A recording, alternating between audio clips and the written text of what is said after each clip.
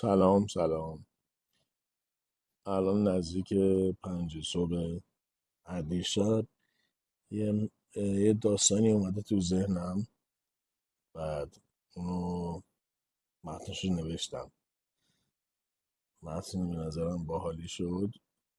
بعد الان میخوام براتون یه پارتش رو دکلمه کنم، نه همشو، چون اولا که نوشتم اونجا روی لپتاپه.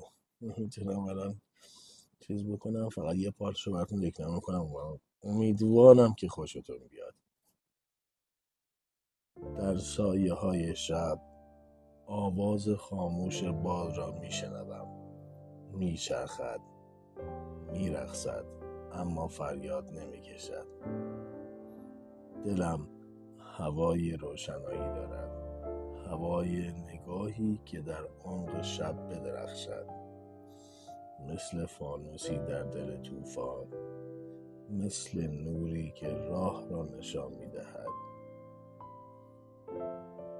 اما این شب فقط تاریکی نیست. در خیابان‌های شهر، در نگاه‌های نگران، در زمزمه‌های آرام و فریادهای خفه شده، داستان‌های تلخی در میان دارند. این شب سنگینی لحظه‌هایی را در خود پنهان کرده است. چقدر باران بارید، اما زمین هنوز تشنه است. چقدر رفتیم،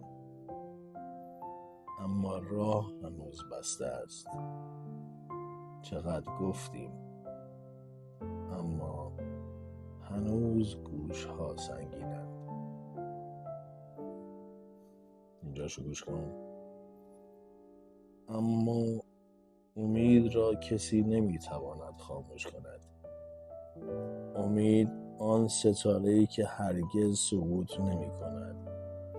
در دل شب، در دل سکوت، هنوز زنده است.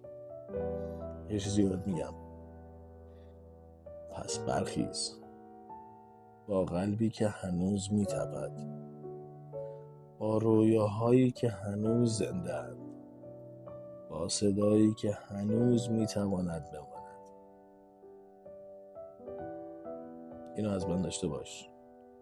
برو به سوی نور، به سوی فردا، به سوی زندگی.